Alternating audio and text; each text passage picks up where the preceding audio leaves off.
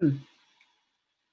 So today's discussion is going to be talking about linearization and stability. So we're making up for some lost time because of Monday's review discussion. So we're gonna have a lot of material to cover today, but hopefully we can get through the majority of it together. So, all right. And for those watching the recording, again, if you haven't gotten the chance to fill out the feedback, definitely take the time to do so. It really only takes like 2 or 3 minutes at most. So this is really for me to understand how y'all are doing in the class and how you feel about the material and whatnot. So, okay, to give a quick recap of what's going on here. So the past week or so, we've seen how to model state space equations. In continuous time, we saw these differential equations, while in discrete time, we saw these difference equations. And given our state variables in our model, if our system was linear, we could always write it in this really nice form of ax plus bu in continuous time or in discrete time. So the form was kind of the same in both continuous time and discrete time. And linear systems are very particularly nice because they're very predictable and easy to analyze. Like the matrix A has these eigenvalues that we really like to analyze. So today we're going to be talking about linearization when our system is nonlinear, not all hope is lost. Linearization is a way to create a linear approximation of this function f of x comma u around some operating point x star u star. So if we have some differential equation, dx dt is equal to f of x comma u, then if f is nonlinear, we can create a linear approximation of f. And again, this is a very important thing to note that in general, whenever we linearize, we're going to be approximating this f function. We're not going to be doing anything with x, our state x. We're just going to take a look at this f function and then linearize that. So Taylor's theorem, linearization comes from Taylor's theorem, which says that we can approximate this function f of x comma u around a certain point, a fixed point, x star u star, as f of x star u star plus the partial derivative of f with respect to x evaluated at x star u star times x minus x star plus the partial derivative of f with respect to u, again, evaluated at x star u star times u minus u star. So this is just Taylor's theorem from calculus.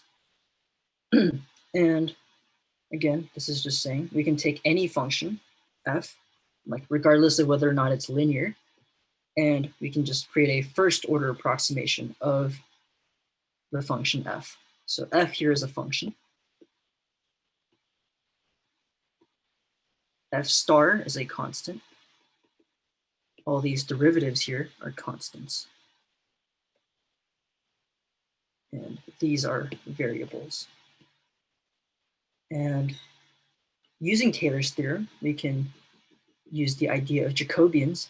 Jacobians are just an extension of partial derivatives to higher order cases. So we can just write f of x comma u, if this is a vector valued function, as f of x star u star plus, we're just going to replace these scalar valued derivatives now as Jacobians. So we're going to have the Jacobian of x evaluated at x star u star times x minus x star. It's a lot of jargon here, but plus the Jacobian of u, again evaluated at the equilibrium point, times u minus u star. So I know I've said a lot in the past minute or so. So any questions about everything that's happened here so far? Yeah, so in lecture, I thought we just use the matrix instead. Is that like, is Jacobian X and Jacobian U right now, are those vectors or? These are matrices. Oh. Yeah. That's a good question. So I think once we take a look at an example of a Jacobian as well in the discussion worksheet, we'll see like how the Jacobian matrices are shaped. And again, I guess to clarify, this is a scalar function. And this is a vector function. So in fact, these Jacobians also come from Taylor's theorem. Okay, and just to give a short visualization of what's going on, if we have some nonlinear function, the blue curve is a nonlinear function, f of x. Like, let's say this is f of x. Then the purple curve here is a linear approximation of f of x at some point. I'm going to call this x star. And then this is going to be equal to y0, which is equal to f of x star. So we're going to pick some point, and then we're going to look at a region around it and notice how the linear approximation is pretty accurate, like all in this region. So in this region, linear approximation is accurate. So it's very similar to like the expression we write here for Taylor's theorem, just without the input u. And we can write f of x just as like f of x star times, or sorry, plus the derivative of f at x star times x minus x star. So this line here represents this function over here. So any questions about this so far? So what you're saying is like it's a good approximation like near that one point we're linearizing around? Exactly, yeah. So okay. It's only good in this small neighborhood. Like we can't approximate everything, but you can always just pick another point and linearize around there. So, okay, and x star is just some like fixed value. It's just some operating point. Like, and I think someone asked this in the earlier discussion, where what if you have a u? So if you have a u, things get a little bit more complicated. Like we're gonna have two variables now. We're gonna have like two dimensions. So our f of x is going to be in our third dimension. And let's say, for example, we had some like paraboloid.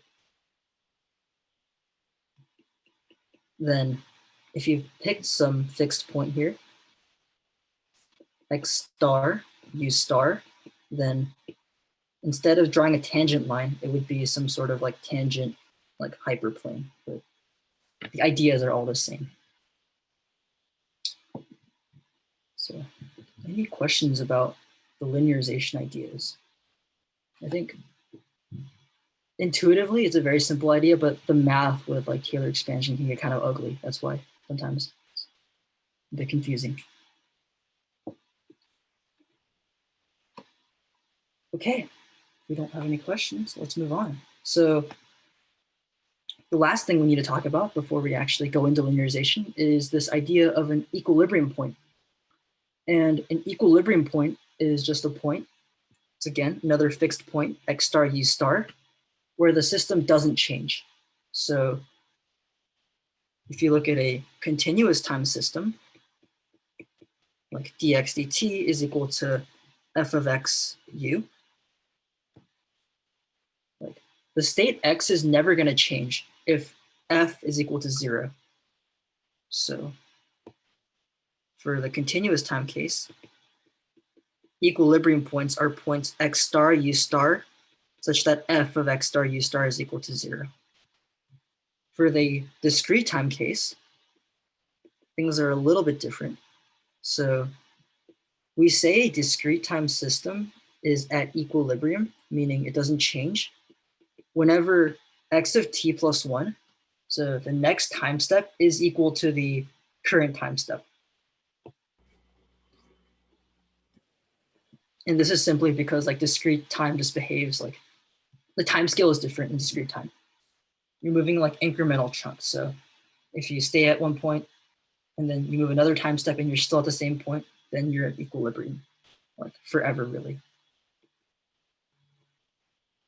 So the way to solve for equilibrium points for a discrete time system is to just let f of x comma u equal to x and solve for all x star u stars.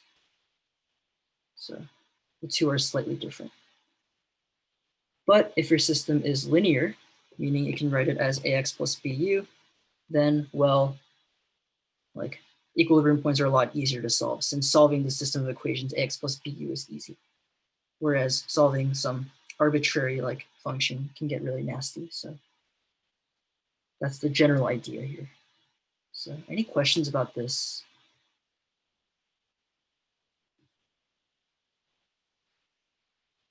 And I think the question I have for you then is, why do we care about equilibrium points? What role does equilibrium points play in linearization? If you have an idea, type it out in the chat. So what role?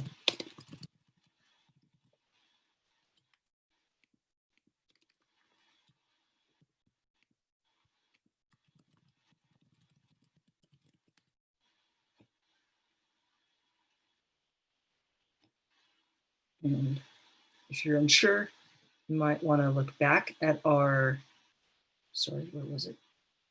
At our expression over here for f of x comma u. System tends to converge around stable equilibrium points if you start close to them. Yeah, that's a good answer. But in order to create a linear system, like we need this to go to 0. Remember that we defined linear as ax plus bu. And here we have like a, let's call this variable here like xl plus b ul. And then we have a plus c term where the c is equal to f of x comma u. And we want that to go to 0. So that's why we care about our equilibrium points, to make our systems linear. If we just had ax plus bu plus c, this is something called affine, but it's nonlinear. Okay, so let's see, putting everything together now, I think we'll talk about this and then go into the worksheet and things will make a lot more sense, hopefully. To linearize a system, we're going to take the following steps. So we're going to find all of the equilibrium points, x star, u star, of this function f. And then we're going to pick one of the equilibrium points to linearize around. So you might have multiple equilibrium points, but you just pick one. And then you compute the Jacobian matrices, Jx and Ju, and you evaluate them at your equilibrium points. And computing the Jacobians will just be taking a bunch of partial derivatives. And then you're pretty much done, meaning your linearized system is going to be of the form dx dt is equal to jx plus ju, or x of t plus 1 is equal to jx of t plus ju of t. And forgot I mentioned this, but normally it's like x minus x star, and it's like u minus u star, but really to not clutter everything up, we like to define these variables as like, we like to define x minus x star as like xl and u minus u star as ul, just for notational convenience. And this value here is also going to represent like the distance away from your equilibrium. So like x minus x star in our picture here is going to represent how far away we are from our point x star. Okay, so I think the last thing I wanted to say about this was that the equilibrium conditions for like continuous time and discrete time systems are slightly different, but all of the steps here of just of picking the equilibrium points and taking the Jacobians are all going to be the same for continuous time and discrete time systems. So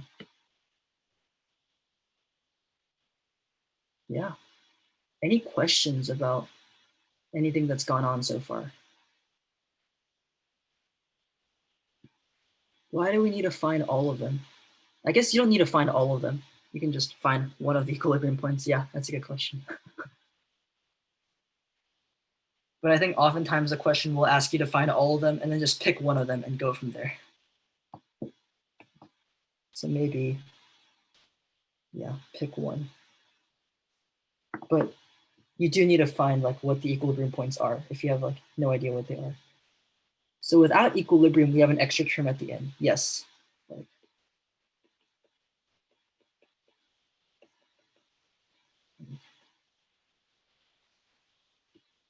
That's non-equilibrium points.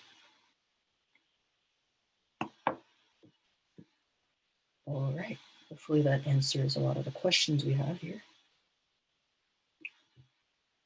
I think we do need to start moving on to the discussion version now. So first question is on Jacobians. I'm going to give everyone some time to work on this. Let's take a minute to work on this. And if you have any questions in the meantime, definitely feel free to type them out in the chat.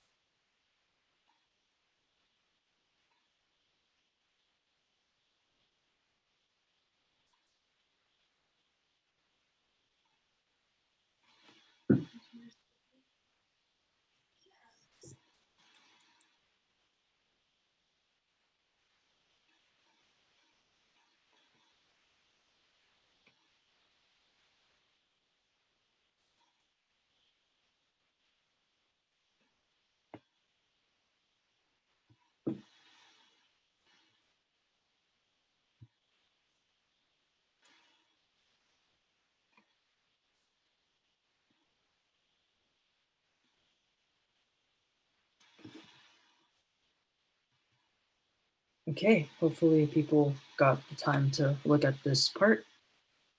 And so whenever you compute a Jacobian, so if a function doesn't have an equilibrium point, do those exist? So yeah, this is a really great question actually that I want to address. So if a function doesn't have an equilibrium point, like this is very possible, like then yeah, they're kind of unlinearizable. You can create sorry, this isn't the slides. You can create an affine approximation of this form, but you can never create a linear approximation. So whenever we compute Jacobians, we always want to know the shape of the Jacobian matrix. So given p functions and n variables, the Jacobian matrix will be of size p by n. So in this case, we have three functions. Notice how we have like f1, f2, and f3. And then we have two variables. Our variables here are x1 and x2. So our Jacobian matrix J is going to be p by n, or let's make it clear, 3 by 2. And once you realize what the shape of your Jacobian matrix is, this is going to help a lot with figuring out what the partial derivatives are. And this is something I always forget, so definitely like either memorize it or just write it down somewhere before you take an exam. So the way I like to think about it is you just take all the partial derivatives with respect to, like, let's say x1, and that's going to be your first column. So the first column of your Jacobian matrix is going to be all the partials of x1.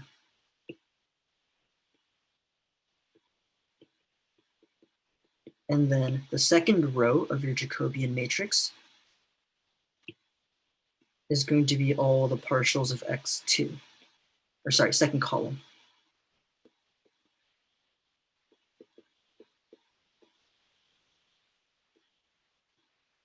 There we go.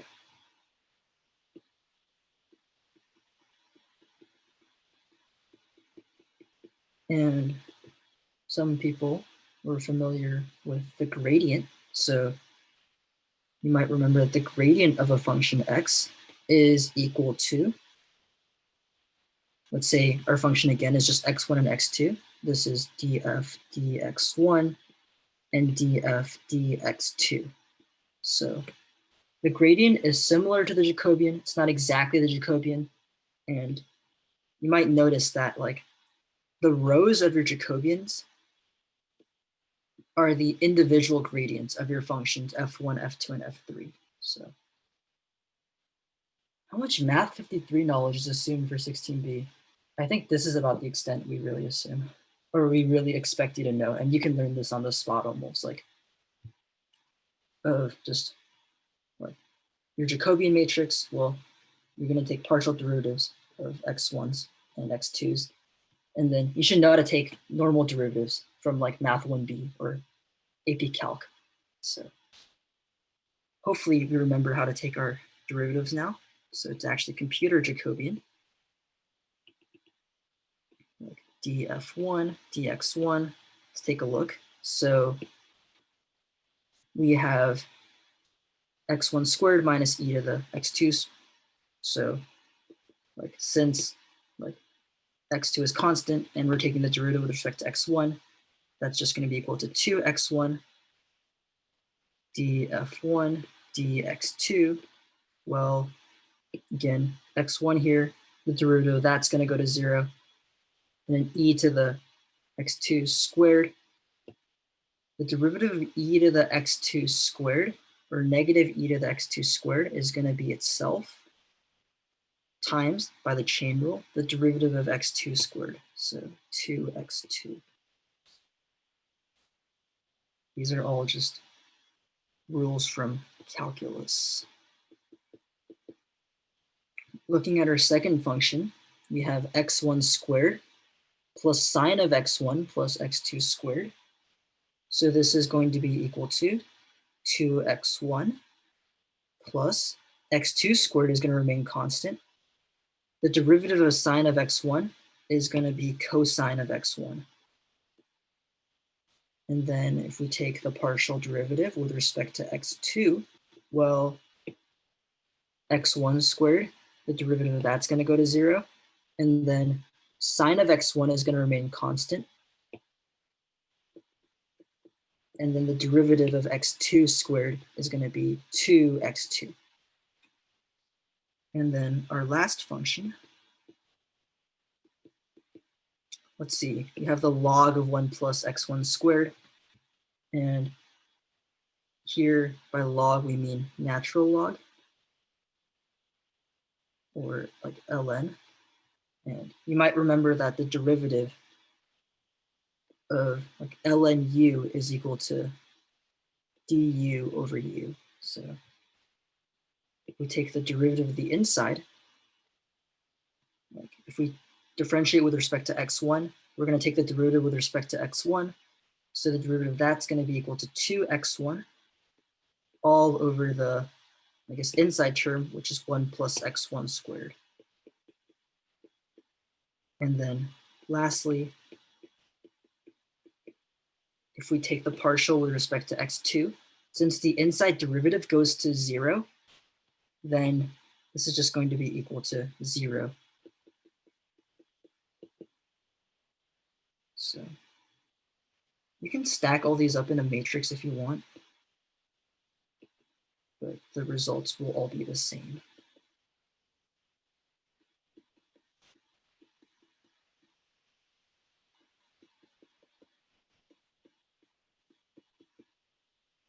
Maybe I'm running out of room here, but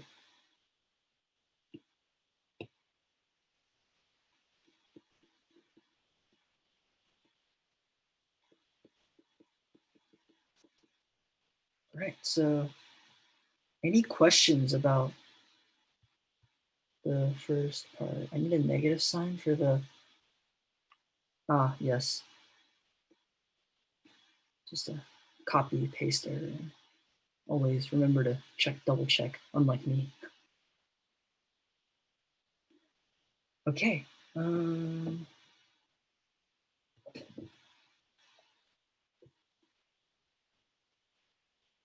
All right. So I think most of the questions got answered here. Yeah, log. I think this was just, I think some people, especially physicists, like to just use log as like ln, since in calculus you almost never see log base 10. So, okay, moving on. Let's put everything together now. So this is going to be a question on linearization, just from start to end. And I'll give everyone, let's say, a minute to just look at part A. Over the previous question, in the e to the x2 squared, you have e to the negative x2 squared, but it should just be e to the x2 squared. Oh, yeah. Should just be e to the x2 squared. There we go. Hopefully all my partial derivatives here were correct. I think they were, but yeah, okay.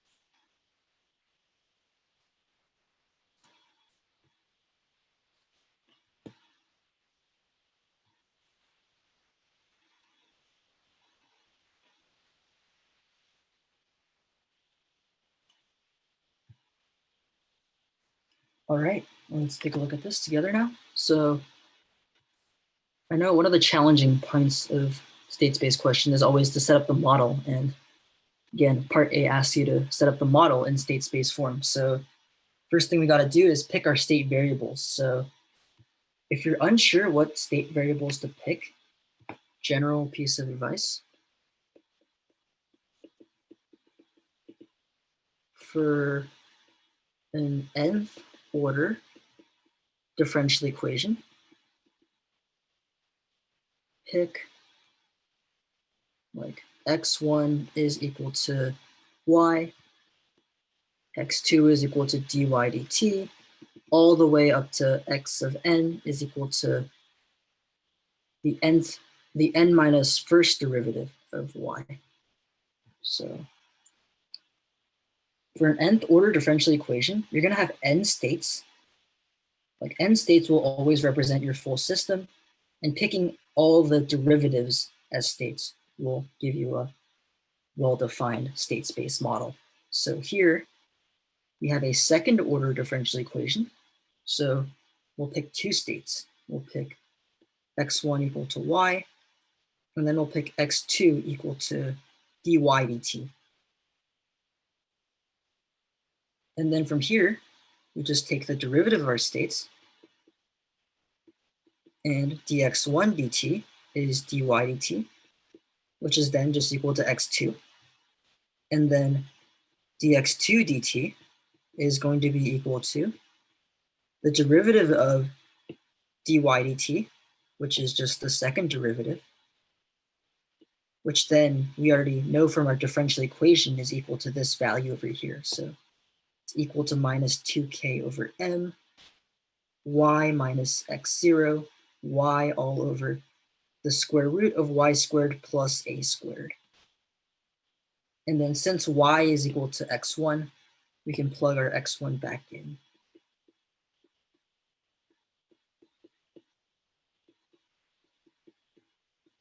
So, any questions about this part?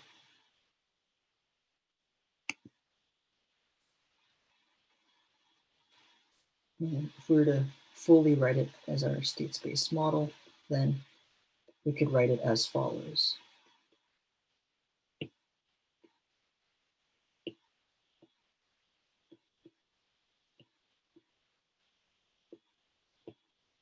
And I think a great question someone asked in the earlier discussion was, can we put this into a matrix? And the answer to that is no, and we cannot put this into a matrix because the terms here are nonlinear.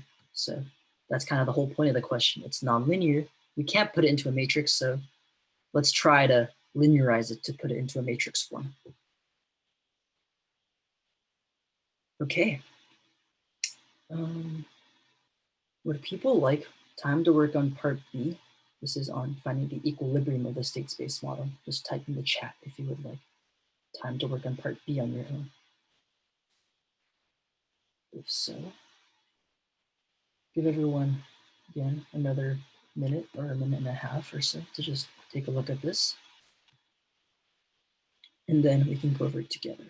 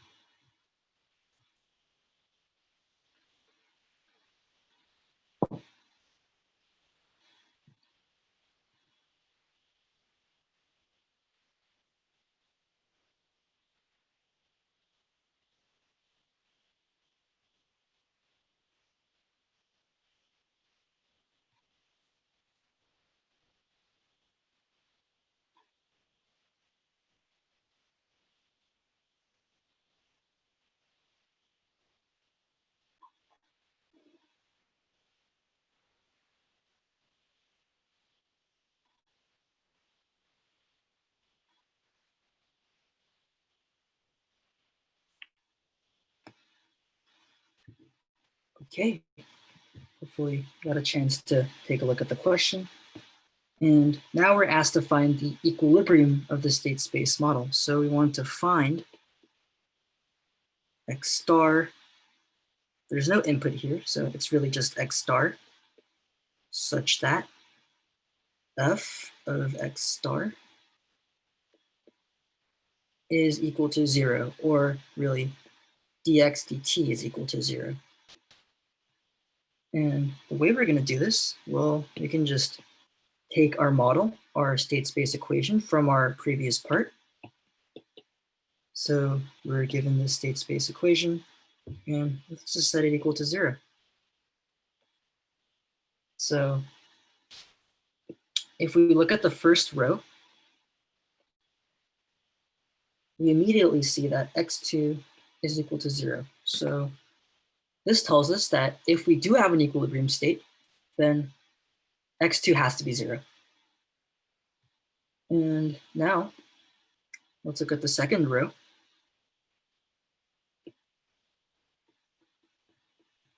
Second row is a little more complicated, but nevertheless, we can work it out and see what happens.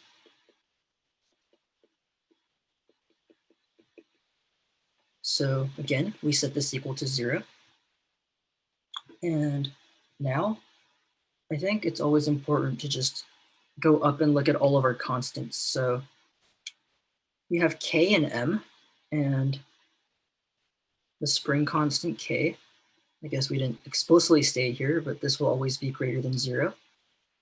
The mass of an object, did we ever define mass? Anyway, mass is always going to be greater than 0 as well. And I think it's referring to the mass of this like ball here. So 2k over m, this is all going to be like greater than 0. So we can just divide by that. And then we're going to be left with x1. I'm going to factor out the x1. 1 minus x0 all over the square root of x1 squared plus a squared is equal to 0. So now this gives us two cases. So case 1, like since we have the product of two things equal to 0, either x1 can be equal to 0, or 1 minus x0 over the square root of x1 squared plus a squared can be equal to 0. And if we simplify this out, let's say we add this over. So we just add it over. And then we multiply by x1 squared plus a squared. And then square both sides. Then you see that x1 squared is equal to x0 squared minus a squared. And from here, well, since x0 squared minus a squared, like since x0 is less than a, x0 squared minus a squared is going to be less than 0. And this tells us that x1 is imaginary. But if we look at our actual states, x1 is equal to y is this distance, this vertical distance, and this can never be imaginary. So this is a contradiction. So case 2 is not possible. So the only case we're left with is x1 equal to 0, and then we already knew x2 was equal to 0. So the equilibrium point is going to be equal to x star, which is going to be equal to 0, 0. So any questions about this specific part?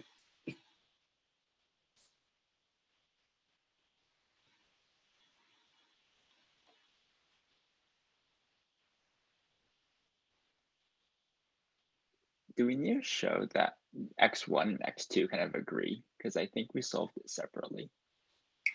Yeah, that's a good question. So the two of them don't necessarily always have to agree. Like in this case, they're independent, right? Like x2 behaves independently of x1.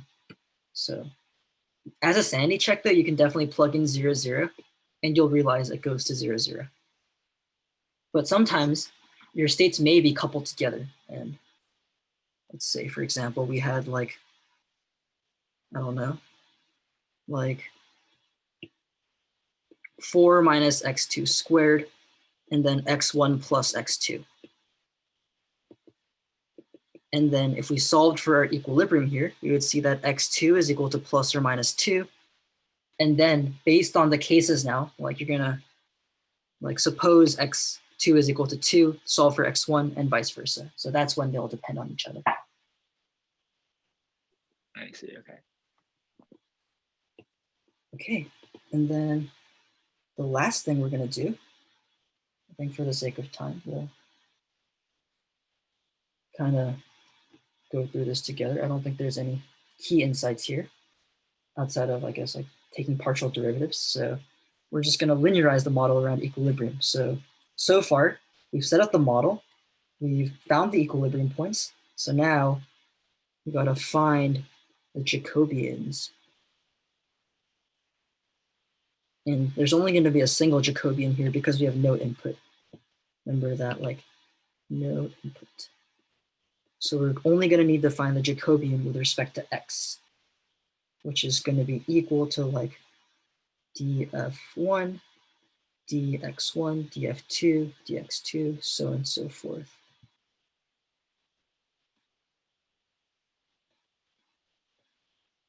And I'm just gonna compute all these partial derivatives.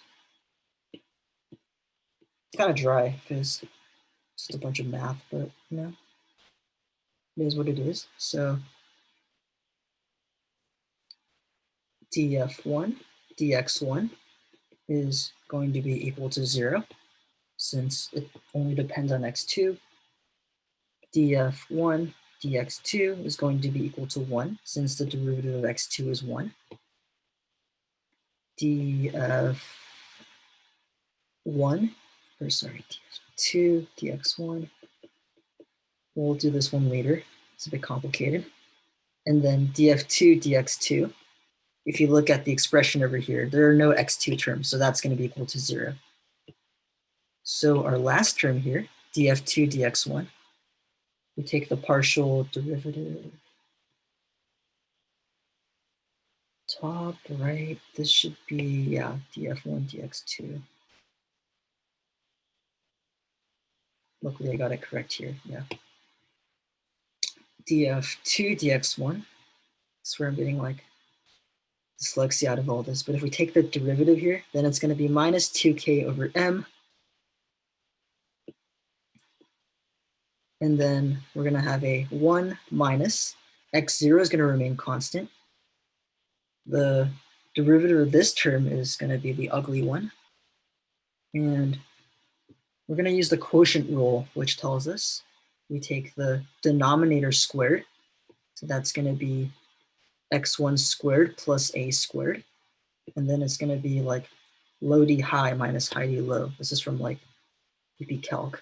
So the derivative, so it's, I guess, the square root of x1 squared plus a squared. Might be no room here.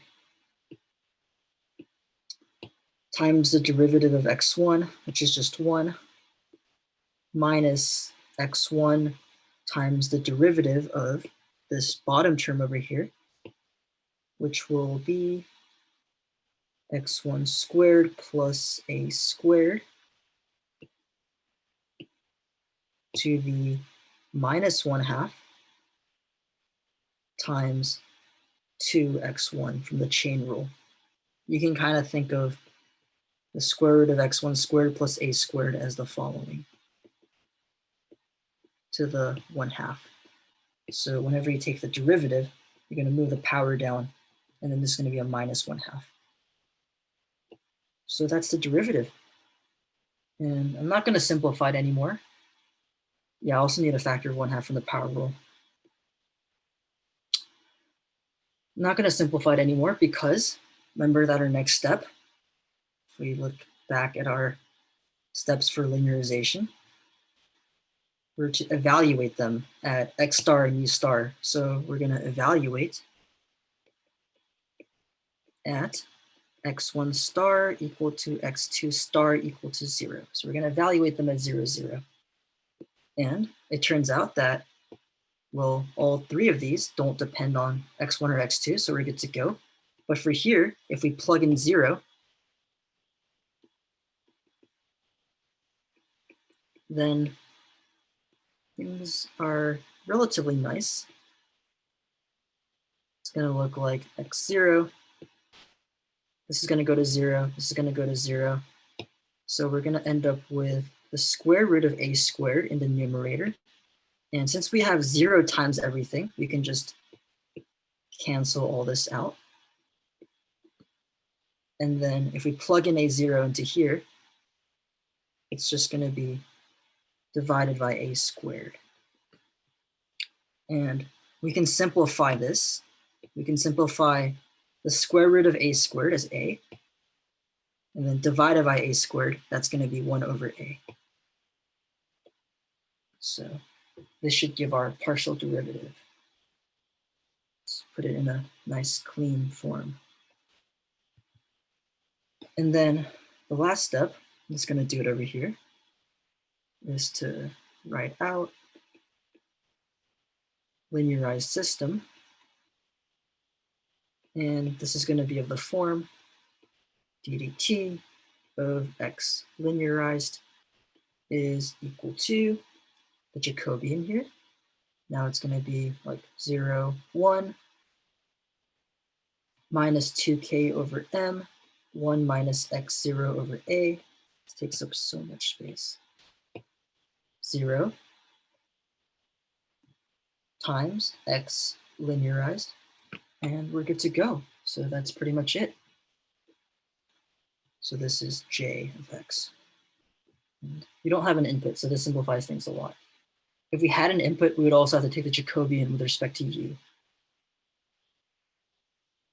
Okay, so any questions about the whole process here?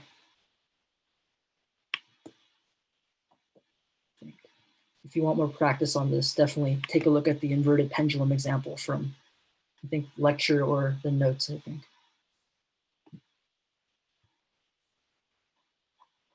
Okay, so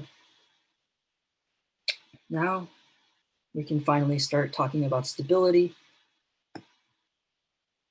Last part here asks, is it stable?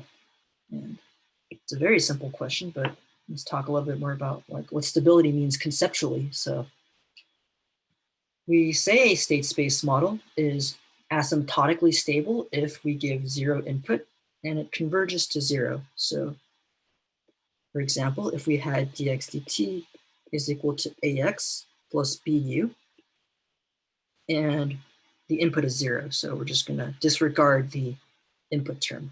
So if dx dt is equals to ax, if that differential equation, or if that state x converges to 0 naturally, then the system is asymptotically stable. And an alternate definition for stability that you saw in lecture was the bounded input, bounded output stability. And this is kind of saying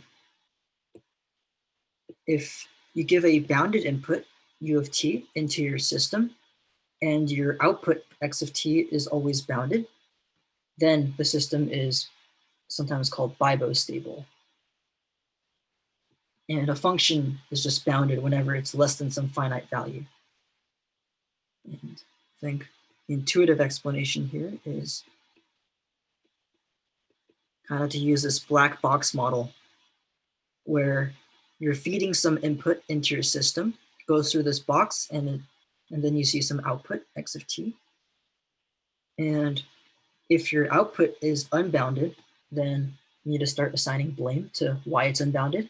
And it's not really fair if your input was unbounded to begin with.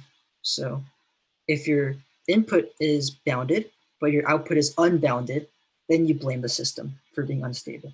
That's kind of the intuition there. So I think kind of a TLDR, whenever we say stable in this class, we're referring to like this asymptotic stability criterion, despite all of our proofs doing them with bibostability. So I think the eigenvalue test we talk about in the next slide will clear things up a lot. And any questions about stability as a whole? I know there's a lot going on, so.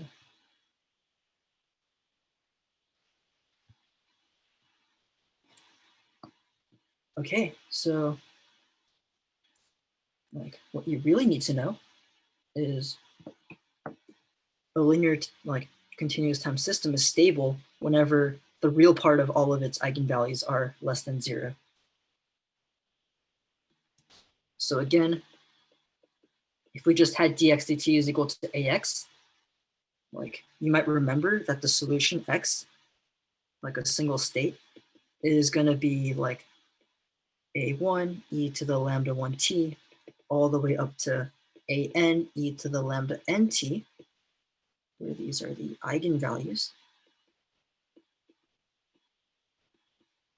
And you can see from here that if any one of your eigenvalues has a real part that's greater than or equal to 0, then this won't go to 0.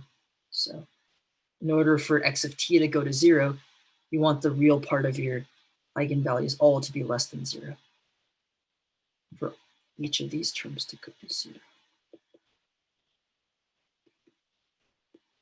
So you want them to go to 0. And for a discrete time system, things are slightly different. Since we have a difference equation, x of t plus 1 is equal to ax of t, and the solution to this difference equation is going to be of the form, it's very similar, but instead of e to the lambda t, it's just going to be lambda to the t.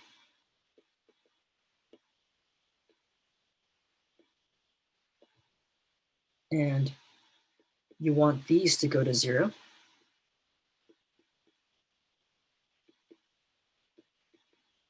So again, if the ratio here is less than 1, it'll just keep decaying over and over and over again. It's like the geometric series thing you saw in lecture, where if you have 1/2 to the t, then this goes to 0 as t goes to infinity. But if you have like 2 to the t, then this kind of blows up as t goes to infinity. And that's because 2 is greater than 1. So, any questions about these?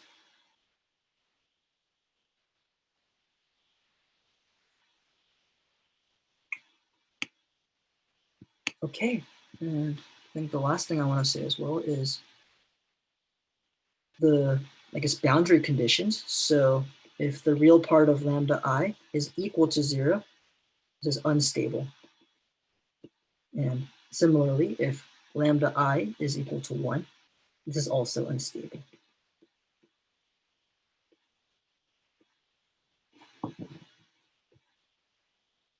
This is all like asymptotic stability, but like it's very like it's like crossing a very like dangerous line and like opening up a can of worms when you talk about the distinctions between the two. Like Bibo and asymptotic really like are the same, except for some very pathological cases. Like, and we'll talk more about this, I think, later, or it'll make more sense later, like where the two are basically the same if your system is controllable and observable. So we'll talk about it means to be controllable and observable later. But I think the TLDR is whenever we talk about any sort of stability in this class, we just use the eigenvalue test.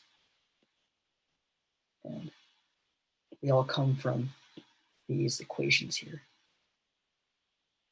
I think the proofs in lecture did Bibo stability though, so they're basically the same thing. But there's like a slight distinction that we're not going to really talk about in this class.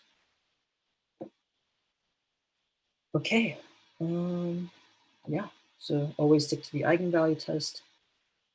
Unfortunately, it is 12:02, so we don't have time to go over all of the parts here, and I think it is the end of discussion, but I think you do have enough information now to solve this part over here, where we just find the eigenvalues and look at the real parts. And for these discrete time systems, you can also just compute the eigenvalues and again, just look at all of the, I guess, magnitudes of those eigenvalues to see whether or not the system is stable. So yeah, Monday's discussion will also talk a little bit more about stability as well, because I know there was a lot to cover today. And we're going to start combining all these ideas together. So thanks for coming out today, and see you all next week. If you have any questions, feel free to stick around, and yeah.